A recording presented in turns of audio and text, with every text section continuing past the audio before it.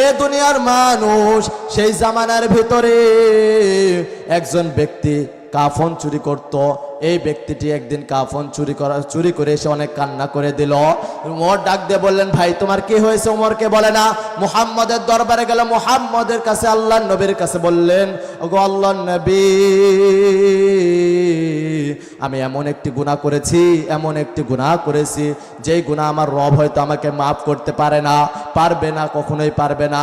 যুবকের প্রশ্নের উত্তর দিলেন, তুমি বলো তুমি কি গুনাহ করেছো? যুবকের প্রশ্নের উত্তরে বলে দিলেন, যুবক উত্তর করলেন, ওগো নবীজি, আমি কাফন চুরি করি আর এই কাফন ধৌত করে আমি বিক্রি করি। সেই সময় আল্লাহর নবী বললেন, হ্যাঁ এটা তো স্বাভাবিক, তুমি করতেই পারো, আল্লাহর কাছে তওবা করলে মাফ করে দিবে। কিন্তু না, সেই সময় যুবকটি ডাক দিয়ে বললেন, ওগো আল্লাহর নবী, একদিন আমি কাফন চুরি করতে গেলাম। কাফন চুরি করতে গিয়ে দেখলাম একজন সুদর্শন মহিলা, আমি তার সাথে জিনার কাজের ভিতরে লিপ্ত হয়ে গেলাম। জিনার কাজ সম্পূর্ণ হয়ে যাওয়ার পরে আমি যখন চলে আসতে লাগলাম, আল্লাহর হুকুমে ওই মহিলার জবান খুলে গেল। আল্লাহ, ওই মহিলাটি আমাকে বললে, হে আল্লাহর বান্দা, তোমার কি রবের প্রতি ভয় নাই? রবের প্রতি কি তোমার ভয় নাই? সেই সময় আমার ভিতরে ভয় ঢুকে গেল। ওগো আল্লাহর নবী, আপনি আমাকে বলে দিন আমার রব কি আমাকে মাফ করবেন? সেই সময় নবী বললেন, যাও যাও বান্দা, তোমার মাপ নাই, তুমি যাও, চলে যাও, আমার দরবার থেকে চলে যাও। আল্লাহ তাআলার হুকুমে জিবরাইল সাথে সাথে এসে বললেন, ওগো আল্লাহর নবী, আপনি যেই বান্দাকে তাড়িয়ে দিলেন, ওই বান্দাটা এমন তওবা করেছে। আল্লাহ তাআলা কোরআনুল কারীমের ভিতরে বললেন, ইয়া আইয়ুহাল্লাযীনা আমানু তুবু ইলাল্লাহি তাওবাতান নাসুহা, যেই ব্যক্তি তওবায়ে নাসুহা করবে আল্লাহ তাআলা তাকে মাফ করে দিবেন। আল্লাহ তাআলা ওই ব্যক্তির তওবাকে কবুল করে নেওয়ার কারণে আল্লাহর রাসূলের কাছে এসে জিবরাইল বলে দিলেন, ওই ব্যক্তিকে আল্লাহ তাআলা নিষ্পাপ এবং মাফ করে দিয়েছে। বলেন সুবহানাল্লাহ। বিসমিল্লাহির রহমানির রহিম। ইকরা বিসমি রাব্বিকাল্লাযী খলাক, খলাকাল ইনসানা মিন আলাক। وقال رسول الله صلى الله عليه وسلم طلب العلم فريضة على كل مسلم أو كما قال عليه الصلاة والسلام। আমার একটা স্বপ্ন পূরণ করো ও গো দয়াময়, তোমার পথে চলতে গিয়ে মরণ যেন হয় আমার, তোমার কথা বলতে গিয়ে না পাই যেন ভয়। আমার একটা স্বপ্ন পূরণ করো ও গো দয়াময়, তোমার পথে চলতে গিয়ে মরণ যেন হয় আমার, তোমার কথা বলতে গিয়ে না পাই যেন ভয়। আমি অটল যেন থাকতে পারি আল কোরআনের সাথে, আমি ধৈর্য যেন ধরতে পারি দিন কায়েমের সাথে। আমায় সাহস দিও, ঈমান দিও ও গো দয়াময়, তোমার পথে চলতে গিয়ে মরণ যেন হয় আমার, তোমার কথা বলতে গিয়ে না পাই যেন ভয়। আলহামদুলিল্লাহ, আমরা শুকরিয়া আদায় করি সে রব্বুল ইজ্জাত ওয়াল জালালের প্রতি, যে রব্বুল আলামিন আমাদেরকে দুনিয়াবি কাজ থেকে ফারেক করে আল্লাহর ঘর এই একটি মজলিসের ভিতরে কোরআনের ময়দানে আমাকে আসার মতো এবং আপনাদেরকে বসার মতো তৌফিক দান করেছেন। এই জন্য সে রবের দরবারে দিল থেকে মুহাব্বতের সহিত শুকরিয়া আদায় করে সবাই বলে আলহামদুলিল্লাহ। দুরূদ ও সালাম পেশ করে রাসূলুল্লাহ সাল্লাল্লাহু আলাইহি ওয়াসাল্লামের প্রতি, সবাই বলি সাল্লাল্লাহু আলাইহি ওয়াসাল্লাম। যদি একটু লক্ষ্য করে দেখেন, এই পৃথিবীতে আপনি আমি এসেছি, রব্বুল ইজ্জাত ওয়াল জালাল মানুষকে পৃথিবীতে পাঠাইলেন। রব্বুল ইজ্জাত ওয়াল জালাল কোরআনুল কারীমের ভিতরে বলে দিলেন, আফা হাসিবতুম আন্নামা খলাকনাকুম আবাসা ওয়া আন্নাকুম ইলাইনা লা তুরজাউন। আল্লাহর রাসূল আল্লাহ তাআলা কোরআনুল কারীমের ভিতরে বলে দিলেন, হে দুনিয়ার মানুষ, আমি তোমাদেরকে দুনিয়াতে অহেতুক অযথা পাঠিয়াই নাই। আমি তোমাদেরকে দুনিয়াতে একটি মাকসাদের উদ্দেশ্যে পাঠিয়েছি। আল্লাহ তাআলা অপর আয়াতের ভিতরে বললেন, ওয়ামা খালাকতুল জিন্না ওয়াল ইনসা ইল্লা লিয়াবুদুন। আল্লাহ তাআলা কোরআনুল কারীমের ভিতরে বলে দিলেন, আমি মানুষকে এবং জিনকে সৃষ্টি করিয়েছি একমাত্র ইবাদত করার জন্য। হে দুনিয়ার মানুষ, যদি একটু লক্ষ্য করে দেখেন, আমরা দুনিয়াতে এসেছি কেই করতেছি, কি জন্য এসেছি? আল্লাহ তাআলা ওয়াদা করেছেন, আল্লাহ তাআলা বলেছেন, মানুষ তোমাকে দুনিয়াতে পাঠাইছে অহেতুক নয়। মানুষ তোমাকে আমি দুনিয়াতে পাঠিয়েছি একটা টার্গেট, সেটা হলো দুনিয়ার ভিতরে গিয়ে করবে আমার ইবাদত। কিন্তু আজকে দুনিয়ার ভিতরে আমরা মানুষরা এসে রবকে ভুলে যাই। কথা বলুন ঠিক কিনা? প্রিয় উপস্থিতি, যদি একটু লক্ষ্য করে দেখেন, দুনিয়ার ভিতরে একজন মানুষকে যদি আমরা বলি, রে ভাই, একজন যুবককে বলি, যুবক ভাই চলেন না আজকে নামাজে যাই। যুবক ভাই আমাকে বলে, হুজুর আজকে আমার শরীর পাক নাই। যুবককে যদি আমি দ্বিতীয় দিন আবার বলে, যুবক ভাই চলেন না নামাজে যাই। যুবক আমাকে উত্তর করলেন, হুজুর আজকে আমার কাপড় পাক নাই। তৃতীয় দিন আবার যুবককে আমি বললাম, যুবক ভাই চলো না নামাজে যাই।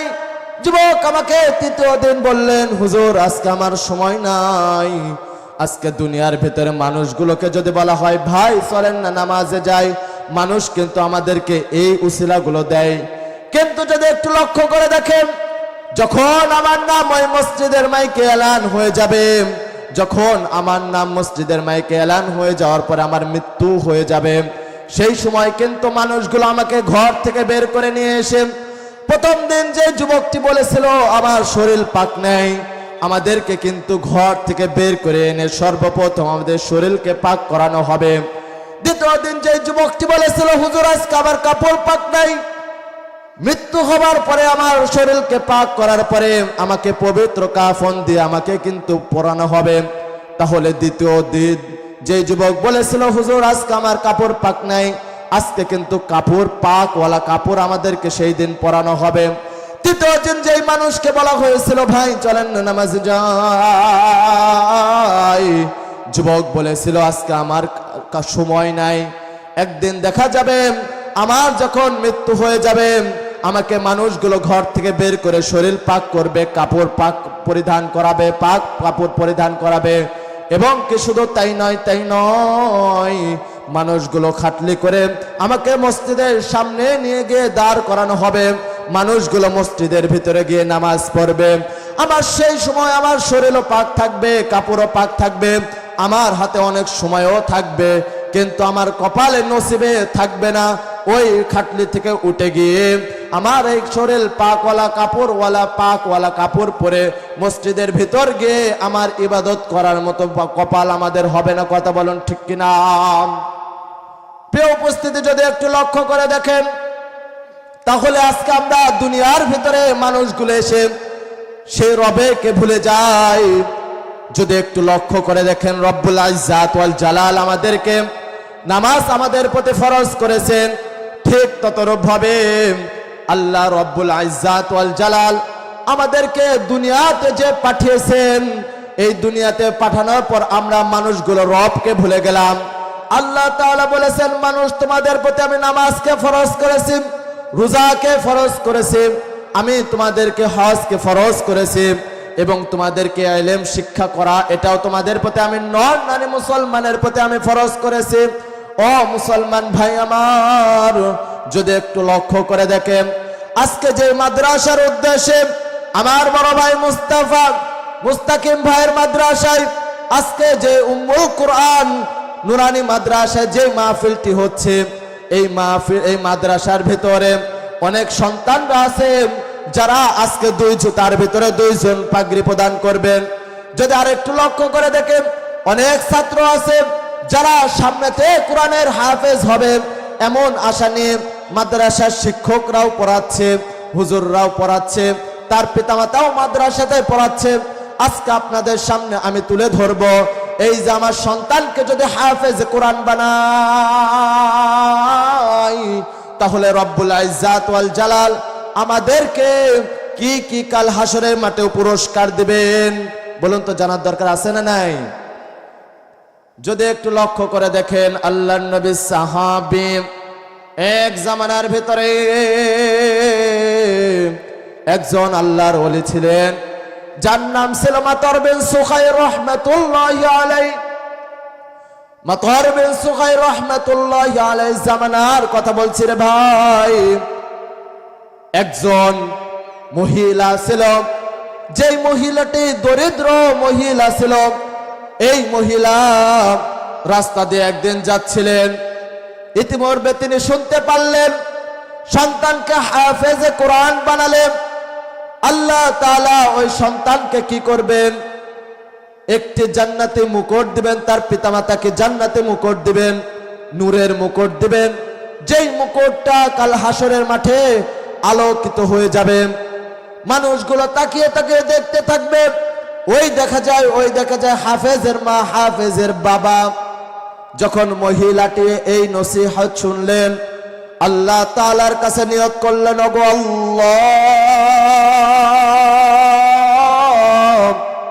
আমার গর্ভে যদি কোনো সন্তান হয়, তাহলে আমি সেই সন্তানকে কোরআনের হাফেজ বানাবো, আলেম বানাবো। আল্লাহ তাআলা নিয়তকে কবুল করে নিলেন। ওই মহিলার গর্ভের ভেতরে একজন পুত্র সন্তান দান করলেন। সন্তান যখন পৃথিবীতে আসলেন, তার কিছুদিনের মধ্যে তার পিতা মারা গেল। মহিলা অনেক দরিদ্রবান মহিলা ছিল, তার স্বামী তাকে উপার্জন করে খাওয়াইতো, কিন্তু সেই স্বামী যখন মারা গেল, মহিলার মাথার উপরে ছাদটা ভেঙে গেল, গাছটা সরিয়ে গেল, তার মাথার উপরে ছায়াটা সরিয়ে গেল।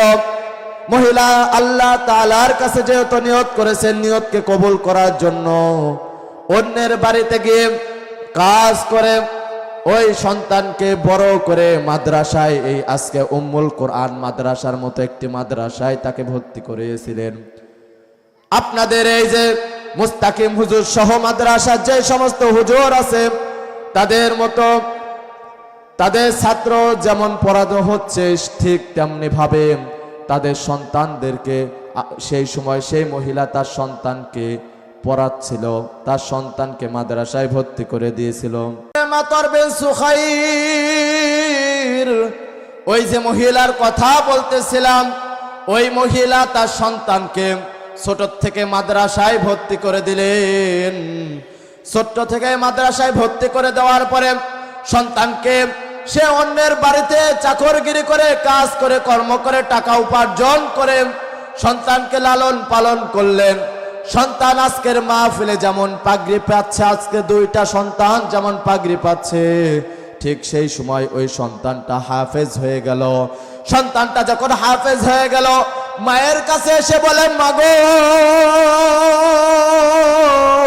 আজকে তো তোমার খুশি হওয়ার কথা রে মা। ও মা, আজকে তোমার নিয়তটা, তোমার ইচ্ছাটা, তোমার চাওয়াটা পূরণ হয়েছে রে মা। আজকে আমি হাফেজ হয়েছি গো মা। সন্তানকে মা এবার উত্তর করলেন, ওগো সন্তান, তুমি হয়তো জানো না, আজকে তুমি যে হাফেজ হয়েছে এটাতে আমি অনেক খুশি হয়েছি, কিন্তু সন্তান, আমার একটি রোগ হয়েছে, এমন একটি গোপন রোগ, যে রোগ হয়েছে ওই রোগের কারণে হয়তো আমি মা আর বেশি দিন, তোমার মা আর হয়তো বেশি দিন বাঁচব না রে সন্তান। আমার মৃত্যু হয়ে যাওয়ার আগে তোমাকে আমি 2টি ওসিয়ত করে যেতে চাই, 2টি কথা বলে যেতে চাই। দুইটি কথার ভিতরে এক নাম্বার কথা সন্তানকে বলল, এ সন্তান, আমি যখন মারা যাব তোমাকে আমি কিছু টাকা দিয়ে গেলাম, সন্তান তুমি এই টাকা দিয়ে আলেম হবা, কোরআনের আলেম হবা। সন্তান এবার উত্তর করলেন, মা হ্যাঁ আমি আলেম হব।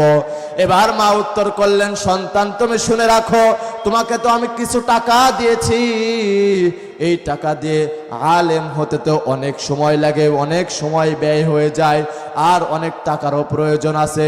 সন্তান আমি জানি এই টাকা দিয়ে তুমি আলেম হতে পারবা না। ও সন্তান, তোমার কাছে আমি অনুরোধ করে যাই, আমি মা যখন মারা যাব তুমি হলো এই টাকা দিয়ে যদি আলেম না হতে পারো তাহলে একটি সৎ ব্যবসায়িক হয়ে রে সন্তান। সন্তান এবার উত্তর করলেন, মা হ্যাঁ তুমি মৃত্যু হয়ে যাওয়ার পরে তুমি যদি মারা যাও তোমার এই নিয়তটা আমি করব, তোমার ইচ্ছাটা আমি পূরণ করব। সন্তানকে দ্বিতীয় কথা বললেন, এ সন্তান তুমি জেনে রাখো, আমি যখন মারা যাওয়ার পর সন্তান প্রতিদিন এক পারা করে আমার জন্য কোরআনুল কারীম তেলাওয়াত করে আমার জন্য তুমি পাঠাইবা। এবার কিছুদিন পার হয়ে গেল, মা মারা গেল, সন্তান যেই টাকাটি ছিল এই টাকা দিয়ে কোরআনের আলেম হতে শুরু করলো, কিন্তু টাকাটা যেহেতু অল্প ছিল টাকাটা শেষ হয়ে গেল।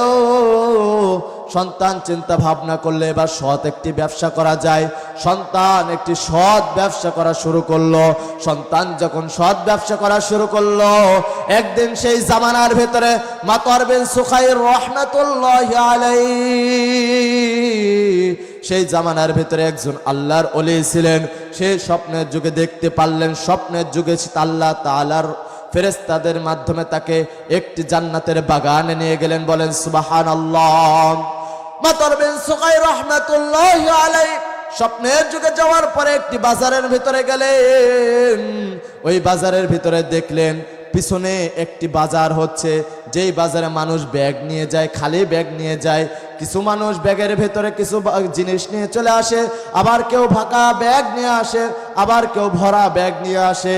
আবার পিছনে দেখা যায় একটা সিংহাসন দেখা যায়, আবার ওই সিংহাসনের উপরে কি যেন জল জল জল জল করছে। মুসলমান ভাইরা আমার লক্ষ্য যদি করেন, মাতওয়ার বিন সুখাইর রাহমাতুল্লাহি আলাইহি স্বপ্নের যুগে জান্নাতের বাগানের ভেতরে অগ্রসর হলেন। অগ্রসর হয়ে সেই মহিলার কাছে গেলেন। মহিলার কাছে যাওয়ার পরে ওই দেখলেন যে সেখানে সেই সিংহাসনে একজন মহিলা বসে আছে। মহিলাকে জিজ্ঞেস করলাম, মাগো আল্লাহ তাআলা আজকে এত মানুষ দেখলাম, কাকু এত বড় সিংহাসন দেন নাই, মুকুট দেন নাই, তাহলে তোমাকে কেন মুকুট দিয়েছে? তুমি কেন এই মুকুটটা পেয়েছো? আর এই যে বাজার মানুষগুলো ব্যাগ নিয়ে যায়, কেউ ভর্তি করে আসে, কেউ খালি করে নিয়ে আসে, কেউ অর্ধেক করে নিয়ে আসে, এই বাজারটা কিসের বাজার? মাতওয়ার বিন সুখাইর রাহমাতুল্লাহি আলাইহি মহিলা উত্তর করে বললেন, হে আল্লাহর পয়গম্বর, হে সেই জামানার আল্লাহর ওলি, আপনি যদি একটু লক্ষ্য করে দেখেন, আল্লাহ তাআলা মানুষদেরকে দুনিয়াতে পাঠিয়েছেন, আর দুনিয়াতে পাঠানোর পরে যে সন্তানগুলো পৃথিবীর ভিতরে পিতামাতার জন্য নেক, পিতামাতা মারা যাবার পর যে সন্তানগুলো দুনিয়াতে তার পিতামাতার জন্য দোয়া করে, নেক আমল করে, সদকা করে, তার সন্তানরা কোরআন পড়ে, যে সদকাগুলো, যে নেক আমলগুলো পাঠায় এই বাজারের ভিতরে, ওই পিতামাতা এই ব্যাগের ভিতরে সেই আমলগুলো নিয়ে যায়। বলেন সুবহানাল্লাহ। মুসলমান ভাইরা আমার আরেকটু যদি লক্ষ্য করে দেখেন, সেই জামানার ভিতরে মাতওয়ার বিন সুখাইর রাহমাতুল্লাহি আলাইহি মাকে বললেন, মাগো বুঝলাম সন্তানরা ইবাদত করে, সন্তানরা দোয়া করে, সদকা করে, দান করে, সন্তানরা যতটুকু পাঠাচ্ছে ততটুকুই তার পিতামাতা ব্যাগে করে নিয়ে যায়। ও মুসলমান ভাই, আমার দেশে এমনও বাবা আছে, এমনও মা আছে যাদের কপাল পোড়া সন্তান পৃথিবীতে আছে, পিতামাতা কবরে চলে গিয়েছে, 2 বছর হয়েছে, 5 বছর হয়েছে, কিন্তু এখনো পর্যন্ত সন্তান তার পিতামাতার জন্য দোয়া করে না, সদকা করে না, এমন আছে না নাই ভাই? এমন কিন্তু আছে।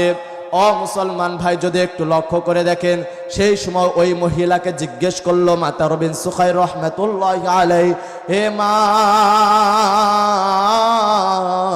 এটি এত মানুষ দেখা যায়, তাদের ভিতরে তোমাকে কেন এত বড় সিংহাসন দেওয়া হলো, আর তোমার মাথায় এত বড় মুকুট উজ্জ্বল করতেছে, এই মুকুটটাই বা কিসের? মাতা বিন সুখাইর রাহমাতুল্লাহি আলাইহি উত্তরে ওই মহিলা বলতে লাগলেন, দুনিয়ার ভিতরে আমার সন্তানকে আমি কোরআনের হাফেজ বানিয়েছিলাম, যেই সন্তানকে আমি বলেছিলাম সন্তান দুনিয়া থাকাকালীন তুমি তোমার মায়ের জন্য এক পারা করে, তুমি আমার জন্য এক পারা করে পাঠাবা। আমার সন্তানকে আমি কোরআনের হাফেজ বানানোর কারণে আল্লাহ রাব্বুল ইজ্জাত ওয়াল জালাল আমাকে এত বড় সিংহাসন দিয়েছেন। আমার মাথায় যে মুকুটটা দেখতে পাচ্ছ, আমার সন্তানকে হাফেজ বানানোর কারণে আমাকে এত সুন্দর একটি নুরানি মুকুট দান করেছে। বলেন সুবহানাল্লাহ। তাহলে মুসলমান ভাইরা রে আমার, যদি একটু লক্ষ্য করে দেখেন, আমাদের সন্তানদেরকে হাফেজ বানানোর দরকার আছে না নাই? আছে। যদি আমরা জান্নাত পেতে চাই, জান্নাতের ভিতরে যদি একটি সিংহাসন পেতে চাই, জান্নাতের ভিতরে যদি আমরা মুকুট পেতে চাই, তাহলে আমার সন্তানকে কিন্তু হাফেজে কোরআন বানাতে হবে। তাহলে আমরা এই যে উম্মুল কোরআন ইন্টারন্যাশনাল মাদ্রাসা আছে, এই মাদ্রাসা আমরা সবাই ছাত্র দেব, পারবো না ভাই? অত্র এলাকার মা বোনদেরকে বলে যেতে চাই, আপনার সন্তানকে মাদ্রাসায় দিবেন, কোরআনের হাফেজ বানাবেন, তাহলে আল্লাহ তাআলা চাইলেও আপনার সন্তানের উসিলা করে কাল হাসরের মাঠে জান্নাত নামক একটি ঘর আল্লাহ তাআলা উপহার দিতে পারেন। প্রিয় উপস্থিতি, যদি একটু লক্ষ্য করে দেখেন, মাতা বিন সুখাইর রাহমাতুল্লাহি আলাইহি যখন শুনতে পারলেন যে ওই জামানার ভেতরে একজন বান্দা তার মায়ের জন্য প্রতিনিয়ত কোরআনুল কারিমে এক পারা করে শোনায়, মাতা বিন সুখাইর রাহমাতুল্লাহি আলাইহি ঘুম ভেঙে গেল। ঘুম থেকে জাগ্রত হয়ে সে তার সেই সন্তানের খোঁজে বের হয়ে গেল। সন্তানের খোঁজ করতে করতে করতে করতে একটি দোকানের পাশে গেলেন। দোকানের ভিতর থেকে কেমন যেন গুনগুন গুনগুন করে কেমন যেন আওয়াজ আসে। দরজা ঠোকায়, বলতেছে আমি মাতা বিন সুখাইর। উত্তরে সেই ব্যক্তিটি বললে, আপনি কে? বললেন মাতা বিন সুখাইর। হে আল্লাহর বান্দা, দরজাটা একটু খোলো। দরজাটা খোলা হলো। মাতা বিন সুখাইর রাহমাতুল্লাহি আলাইহি ওই সন্তানকে বললেন, হে আল্লাহর বান্দা, আল্লাহ তাআলার হুকুমে তুমি হাফেজ হয়েছো। হে সন্তান, তুমি কি আমাকে চিনোনি? সন্তান বললেন, না আমি চিনি না। মাতা বিন সুখাইর রাহমাতুল্লাহি আলাইহি বললেন, আমি হলো এই জামানার ভিতরে মাতা বিন সুখাইর। সেই সময় সন্তান বললেন, হ্যাঁ আমি শুনেছি আপনার নাম, আপনি নাকি একটা বড় আল্লাহর ওলি। এ আল্লাহর ওলি, আপনি আমার কাছে কেন এসেছেন, কেন এসেছেন? মাতা বিন সুখাইর রাহমাতুল্লাহি আলাইহি বললেন, আমি স্বপ্নের যুগে জান্নাতের একটি বাগানে গিয়েছিলাম, তোমার মায়ের সাথে আমি সাক্ষাৎ করেছি। তোমাকে যে তোমার মা সন্তানকে হাফেজে কোরআন বানিয়েছে, এই কারণে আল্লাহ রাব্বুল ইজ্জাত ওয়াল জালাল তোমার মায়েকে একটি সিংহাসন দান করিয়েছেন এবং কি জান্নাতে একটি মুকুট দান করিয়েছেন।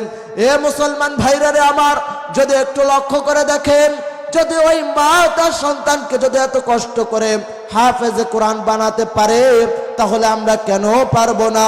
হে মুসলমান ভাই, আপনারা আপনাদের সন্তানকে কোরআনের হাফেজ বানাবেন, পারবেন না ইনশাআল্লাহ ভাই? মুসলমান ভাইরা রে আমার, যদি একটু লক্ষ্য করে দেখেন যে হতে পাশে মাদ্রাসায় সন্তান দিবেন, উস্তাদরা চেষ্টা করবে কোরআনের হাফেজ বানানোর। এ দুনিয়ার মানুষ, আপনাদেরকে যে বিষয়টি আমি আলোচ্য বিষয় বলেছিলাম, আল্লাহ রাব্বুল ইজ্জাত ওয়াল জালাল মানুষকে দুনিয়াতে পাঠিয়েছেন তার ইবাদতের জন্য। এ দুনিয়ার মানুষ যদি একটু লক্ষ্য করে দেখেন, আল্লাহ তাআলা দুনিয়াতে মানুষকে পাঠানোর পর আজকে আমরা আল্লাহকে ভুলে যাই, রবকে ভুলে যাই। কথা বলুন ঠিক কিনা? মুসলমান ভাইরা রে আমার, যদি আরে একটু লক্ষ্য করে দেখেন, এক জামানার ভিতরে হযরতে মুহাম্মদুর রাসূলুল্লাহ সাল্লাল্লাহু আলাইহি ওয়াসাল্লামের জামানায় আল্লাহর নবী মুহাম্মদুর রাসূলুল্লাহ সাল্লাল্লাহু আলাইহি ওয়াসাল্লাম রাস্তা দিয়ে যাচ্ছিলেন, এক কবরের পাশ দিয়ে যাচ্ছিলেন। কবরের ভিতরে তিনি বুঝতে পারলেন এই কবরের ভিতরে আগুন জ্বলছে। আল্লাহর নবী সেই সময় রাস্তা পার হয়ে তিনি চলে গেলেন।